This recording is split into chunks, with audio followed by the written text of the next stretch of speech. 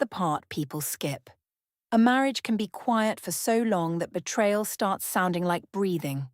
Of course, I did not call it betrayal when it started. I called it needing air, because my husband was on the same couch, same screen, same silence. Then, one sentence at dinner made every room in my life close at once. My name is Laura McKenna. I am 45, and I work as a senior product marketing manager for a wellness tech company. I used to think that meant I understood people, because my whole job was taking messy lives and making them sound clear. Here is the part people skip. When you are good at explaining things for a living, you start believing every choice can be explained. Of course, I did not think I was a woman who would ruin a marriage. I thought I was a woman who survived silence. Same couch, same screen, same silence. That was how I started counting my marriage before I ever counted my lies. My husband was Daniel Reeves. We had known each other since 6th grade. He was the boy who put a little plastic flower from a Lego set in my desk after 3 boys laughed at me for liking comic books. He did not tell me to ignore them. He just sat beside me at lunch and opened his backpack like nothing had happened. That was Daniel. Quiet loyalty. Small proof. We grew up in a town where everyone knew too much and cared too little. We studied our way out. Flashcards before school, video games after homework, college applications on the floor between us. When we got into Stanford, people acted like it was luck. Daniel and I knew better. We had built the ladder ourselves. Years later, after jobs, apartments, birthdays, and one calm wedding by the water, Daniel got offered a remote systems contract tied to a company in San Diego. The money was good. The house we rented had an ocean view. I told myself we had finally become the kind of people our old town could not touch. Daniel did not adjust the way I did. At first, it was small. Cold coffee beside his keyboard. Curtains closed at noon. His old Stanford hoodie on the patio chair, even when the air was warm. He said he was just tired. I heard the same sentence every day without the words changing. Then I met Ellen Ward next door. She was 51, a realtor, polished in a way that looked natural until you stood close. She invited me for a morning walk, then for wine, then to meet people. Daniel asked, softly, if something had changed between us. I told him San Diego had changed me because someone had to let it. He nodded. That was all. Later that night, Ellen told me some doors opened faster when a woman stopped asking permission. I laughed because Graham, her husband, was standing right there. But I remembered the word permission. The yoga studio smelled like eucalyptus and clean towels, and Ellen knew every woman by name. She moved through rooms like she owned a key to each person inside them. I admired that before I understood it. Of course, admiration is a clean word for wanting someone else's life. Here is the part people skip. I did invite Daniel at first. I asked him to come on morning walks. I asked him to try the seafood place on Garnet Avenue. I asked him to sit with me at Ellen and Graham's Friday dinners. Each time he had a reason. His code review was late. His head was bad. He had not slept. He did not know those people. He would only drag me down. Same couch, same screen, same silence. So I went without him. At first, I told myself I was being healthy. I had spent years knowing how Daniel's sadness entered a room before his body did. Back in college, when he had gone through that first dark season, I had pushed him toward therapy. I had sat outside his dorm room. I had brought food he did not eat. I had loved him like loving was a job with no days off. We were not 20 anymore. Ellen introduced me to her circle slowly. Beth Walker, who ran charity auctions. Owen Price, who used to work with Daniel but now liked Ellen's parties more than company calls. Graham, who watched more than he spoke. And Patrick Hale. Patrick owned a private fitness studio near La Jolla. He was 49, divorced if you asked him directly, complicated if you asked anyone else. He noticed things quickly. My shoes, my laugh, the way I knew how to make a product launch sound like a human story. Daniel used to notice things too, but lately he noticed only errors in his work and the blue glow of his monitor. One Saturday, Ellen mentioned private nights at her house. She said some couples liked clear rules, some liked soft rules, and some only needed one brave person to start the conversation. She said this while pouring white wine into glasses that had no fingerprints on them. I understood late. When I did, my face got warm. I said Daniel was not really in a social place right now. Ellen asked, gently, if he knew I was curious. That was the first door. I could have said no. I could have said my marriage was closed, tired, but closed. Instead, I told her Daniel knew enough, and that we had our own understanding. Here is the part people skip. I did not feel wicked. I felt selected. Ellen smiled like I had passed a test. Patrick did not say much, but he looked at me as if my answer had made me more interesting. That night, I told Daniel I was going to book club. The book club was real. That was how I made the lie soft enough to hold. I had gone 3 times when we first moved. We had read one novel about sisters, another about grief, and half of a memoir before I stopped attending. The cafe still sent emails, so the lie had a paper trail if anyone glanced quickly. Daniel looked up from his desk and asked which book. I said it was the new one with the blue cover. He nodded, but his eyes stayed on me a second longer than usual. He had always been better with details than with feelings.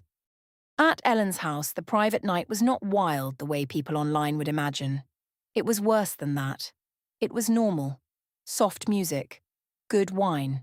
People with expensive watches talking about school districts, restaurant openings, and boundaries. Nobody looked ashamed. Nobody looked lonely. That made it feel safer than it was.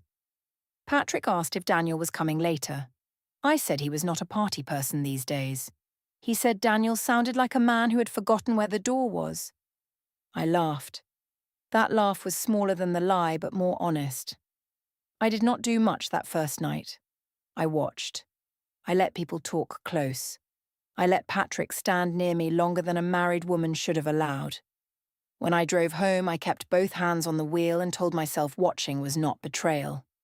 Daniel was on the couch when I came in. Same couch, same screen, same silence. His old Stanford hoodie was pulled over his knees like a blanket. He asked if book club always ended after midnight. I told him people stayed to talk. The next week, he asked again, but this time he was specific.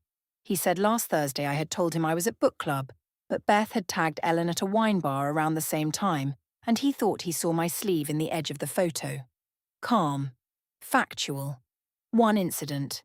I heard control. I said he did not get to sit in a dark room for months and then audit the life I made without him. He tried to say he was not auditing me. He said he was asking because something felt off. The phrase something felt off should have made me gentle. Instead, it made me angry because Daniel's feelings had taken up so much space already. I told him that if he wanted to know where I was, he could come with me next time. He said maybe he would. I hated the way that answer frightened me. My old college friend Nina Alvarez called that Sunday. She asked how book club was because she wanted recommendations for her own group. I gave her the wrong title. She went quiet for half a breath, then said it sounded interesting. Nina chose silence because Nina hated being the friend who judged. Ellen chose encouragement because Ellen liked me louder. Patrick chose attention because attention cost him nothing. By the end of October, my phone had 2 calendars. One had work calls, yoga, and book club. The other had Ellen's private nights, Patrick's studio events, and reminders to delete messages before I pulled into the driveway. The wider circle began to know me as the woman who came alone. Nobody said it like an accusation. That made it easier. Ellen's house looked best at night. Glass walls, warm lights, white stone floors, and the ocean reflecting in black pieces beyond the yard. Even the ice in the bucket looked expensive. Of course, I told myself I hated that kind of perfection. I still wore the green dress I had bought after Daniel failed to mention my haircut. Here is the part people skip. I wanted witnesses, not to the betrayal. I did not call it that then. I wanted witnesses to my version of things. I wanted people to look at me and understand that I was not a lonely wife, begging a silent man to come back to life. I wanted to be the bright one, the brave one, the one who had adapted, Same couch, same screen, same silence had become my whole case against Daniel. Patrick was already there when I arrived. He stood near the long table in a black shirt, talking to Graham about gym memberships and new construction. When he saw me, he paused his sentence. It was theatrical, maybe. It worked anyway. Ellen kissed my cheek and told me I looked like trouble. Beth laughed. Graham watched. Patrick said Ellen was wrong, that I looked like someone who had finally stopped apologizing. That line went straight under my skin. The night stayed careful for a while. People spoke in half terms, the way they did when everyone knew the rules and nobody wanted to sound crude. I stayed near Ellen. Patrick stayed near me. Beth asked if Daniel might come someday. I could have said no, he was struggling. I could have said he was private. I could have given him the dignity he always gave me when I was awkward, loud, or scared. Instead, I smiled. I said Daniel was already married to his laptop, his couch, and his sadness. The room laughed. Not hard, not cruelly at first. A ripple. Enough. I laughed too because the sound felt like a vote in my favour. Patrick leaned closer and said Daniel sounded committed at least. Beth covered her mouth. Ellen laughed, then stopped sooner than usual. Graham looked at his glass. The small pause after the laugh should have warned me. It did not. I kept going because once a room gives you attention, silence feels like losing. I mentioned Daniel's old Stanford hoodie. I said he wore it like a cocoon, like if he pulled the hood tight enough, adulthood might stop knocking. Someone near the window made a soft sound. Beth looked away.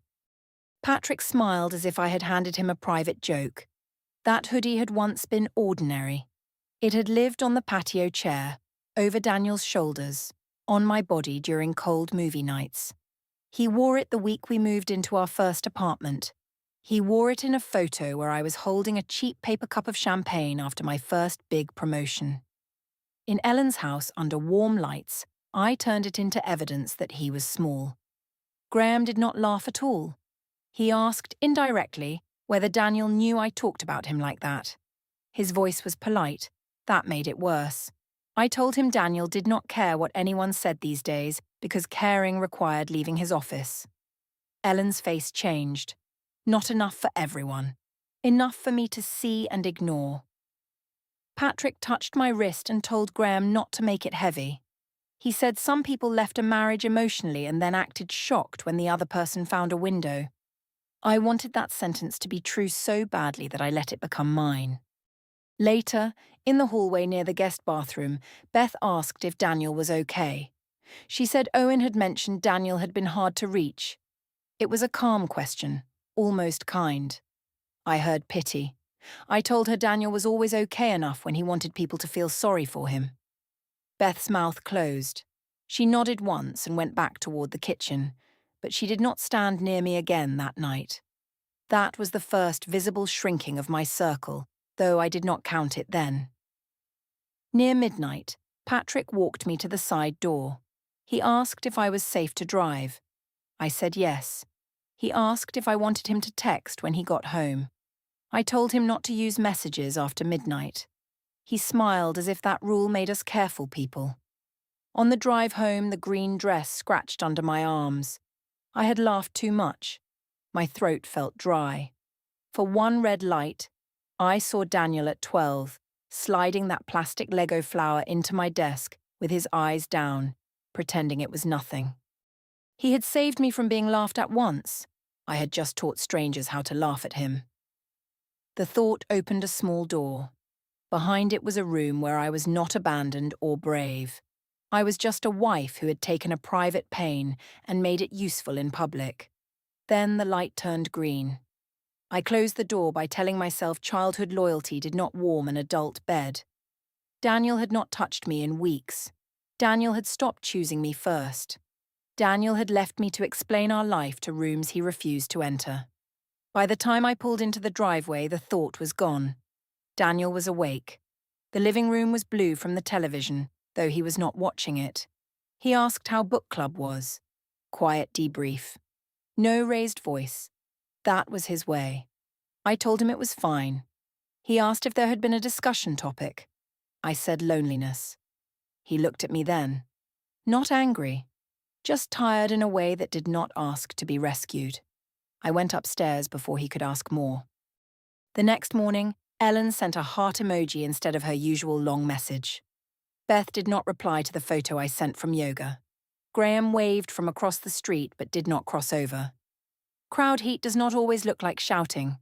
Sometimes it looks like people remembering what you said after the wine wears off.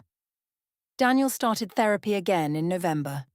He told me on a Tuesday morning while sea air moved through the open patio doors and the coffee machine clicked itself off.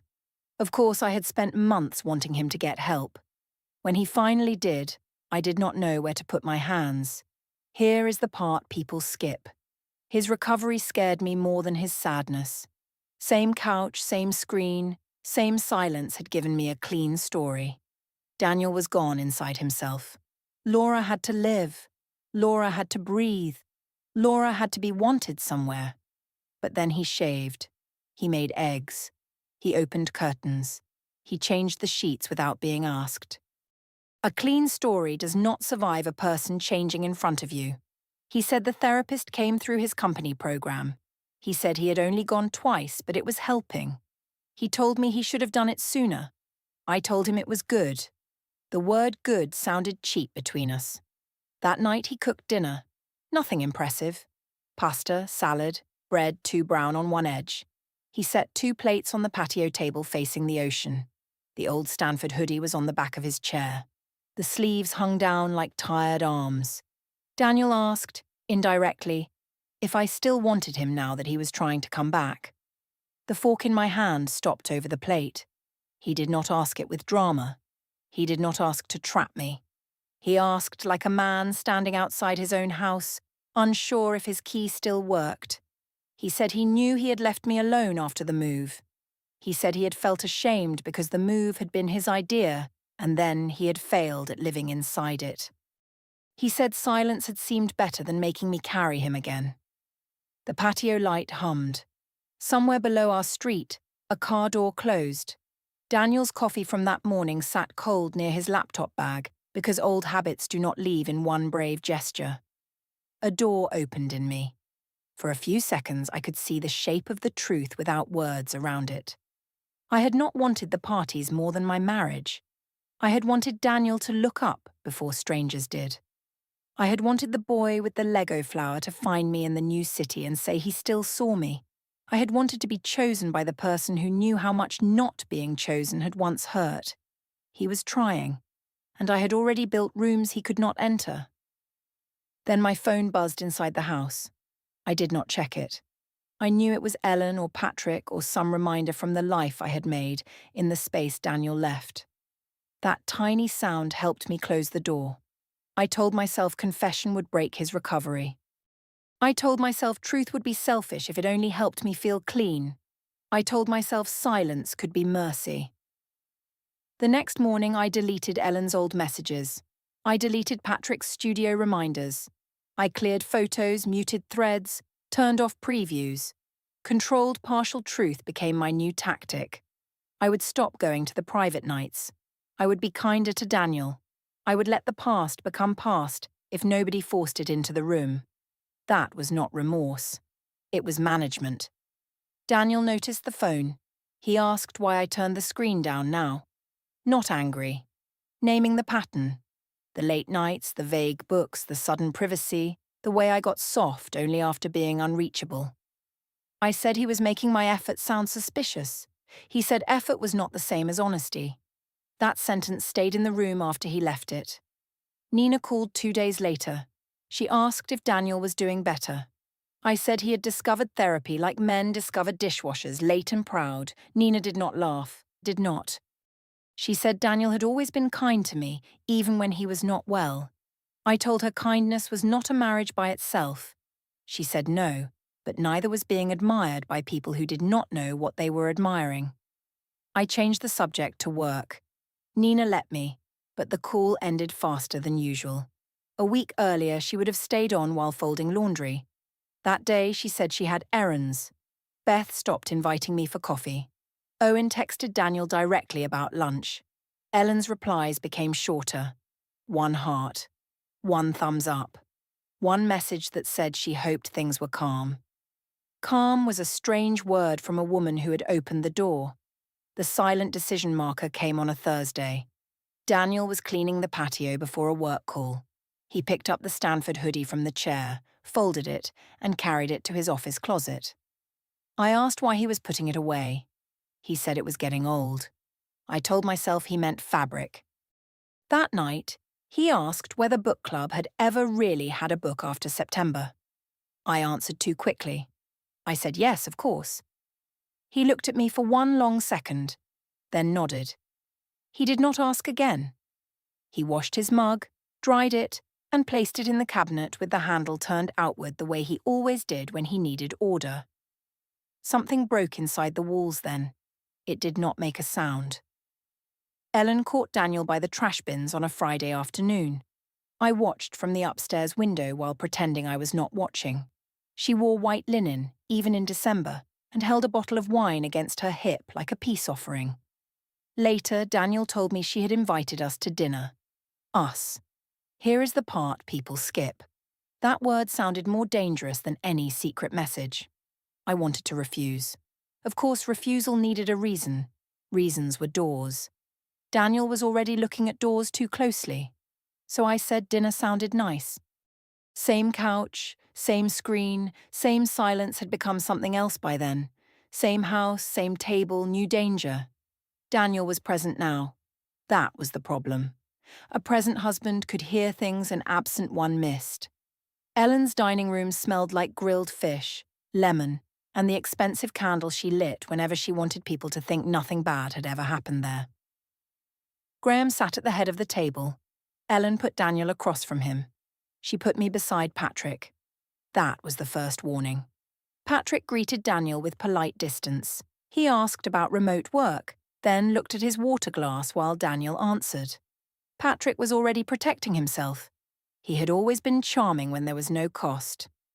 Now there was a cost sitting across the table in a clean blue shirt, looking healthier than the version of Daniel everyone had been told about. Beth was not there. Owen was not there. Nina did not know about the dinner. The circle had already shrunk, but I kept acting as if I still had an audience. For the first hour, the conversation behaved. Real estate, new restaurants, a charity auction Ellen wanted to host. Daniel spoke more than I expected. Graham asked him about systems architecture, and Daniel explained a project in simple terms. Ellen looked surprised that he could be interesting. That annoyed me. I had spent months describing Daniel as a man half buried in his own life. He was not supposed to sit there and sound thoughtful. Patrick asked me about work. I talked too much because silence felt dangerous. I explained a wellness campaign, how users needed stories before they trusted data. Daniel looked at me when I said that, not sharply, just enough. Then Ellen did it. There was a small pause after dessert. Forks on plates, wine low in glasses, Graham reaching for the water pitcher. Ellen smiled at me with the bright, careless face of a woman who wanted the old ease back. She said they missed me at the parties. Daniel's fork touched his plate. A small sound, metal against ceramic. It cut through the room anyway.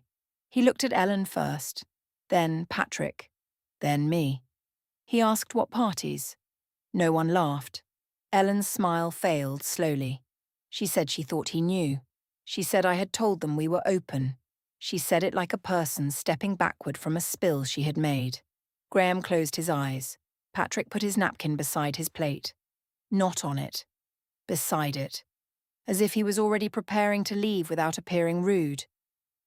Daniel asked me if I had told these people our marriage was open.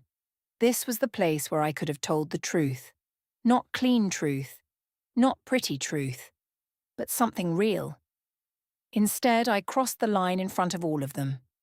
I told Daniel he did not get to act betrayed in a room full of people when he had moved me to this city and disappeared inside himself.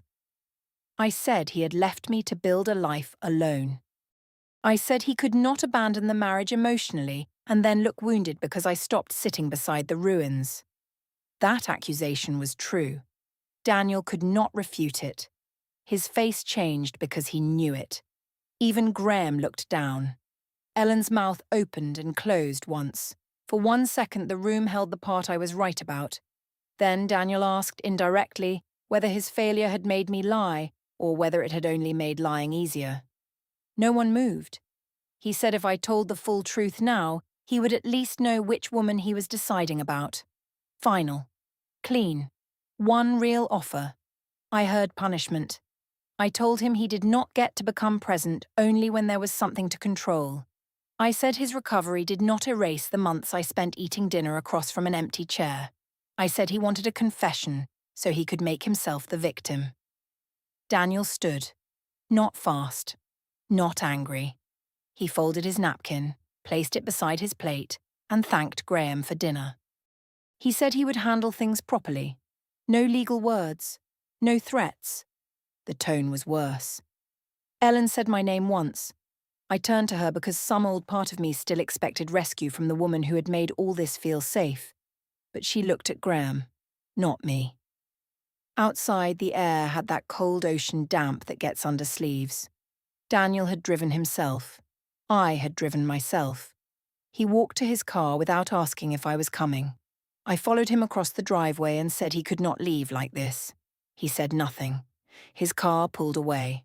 No hard turn. No dramatic speed. Just headlights moving down the street with clean control. I texted Ellen from the driveway. One message, then another. She sent one grey apology. Across the street, her porch light switched off. That was her whole exit. Patrick did not text that night. By morning, he had sent one careful message, saying he had been under the impression my marriage had clear agreements and that he did not want drama near his own life. I wrote back before thinking. The message did not deliver. Graham became the witness without offering to be one. Daniel called him the next day. I know because Graham later told me, in the same neutral voice he used for weather, that he had answered only what Daniel asked. Daniel came home late that Saturday while I was in the kitchen. He did not ask where I had been. He did not ask who Patrick was. He did not ask for my phone. He picked up a notepad from his office, wrote dates while standing at the counter, and checked his calendar against them. I asked what he was doing. He said he was organizing his memory before it got edited by pain. That sentence made me louder. I told him he was acting like a stranger. He said strangers were easier because they did not know where all the soft places were. Then he took his laptop and went to the guest room. The silence after that was not empty. It was occupied. The envelope came on a Tuesday morning in the lobby of my co-working office. I was holding an oat latte, my laptop bag, and a stack of printed notes for a client presentation about trust. Of course, that was the word on the top page. Trust. The process server asked for Laura McKenna. I signed because people were watching, and because refusing my name would not make it less mine. Carla Diaz, the receptionist, stood behind the desk with her hand near the phone, but did not touch it. The document was titled, Petition for Dissolution of Marriage with Request for Temporary Spousal Support Orders and Exclusive Use of the Marital Residence, pending hearing. The first hearing was listed for January 18th at San Diego County Family Court. I read the title twice.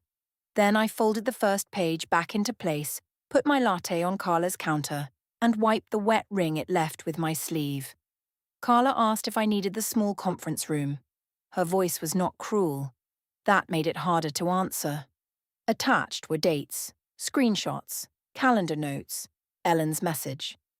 Graham's written confirmation of the dinner, references to the night I called my marriage open in front of people who believed me because I had made Daniel sound gone. No miracle evidence, no surprise spy work. Only the story I had built, written down by someone who had stopped arguing. I tried to tell my manager the divorce was complicated and Daniel was punishing me for having friends. Carla was still close enough to hear. She only said the conference room was free for 20 minutes. That was the exact size of my version in that building. Patrick sent one message saying he had been told my marriage was open, that he needed to protect his own situation, and then he blocked me before the typing dots could appear again. I moved into a small studio near a freeway exit, where the ocean became a sound app on my phone. My salary turned into rent, temporary support, and separate bills with no room for pretty explanations. Nina stopped replying after my longest message. Beth unfollowed me, and Owen stayed with Daniel. Patrick protected himself with the same lie I once used to protect myself. At work, I lost the community campaign because my manager needed someone whose private life was not entering client calls. Here is the part people skip. I thought being wanted by a room would protect me from being unseen in my own house. Of course, the room emptied when the house did. Same couch, same screen, same silence used to be Daniel's failure. Now, silence is just the shape my life makes when nobody needs my version anymore. I built a life without him. The Stanford hoodie came back folded in a cardboard box that smelled like packing tape. The last thing Daniel returned to me was the one thing I had taught strangers to laugh at.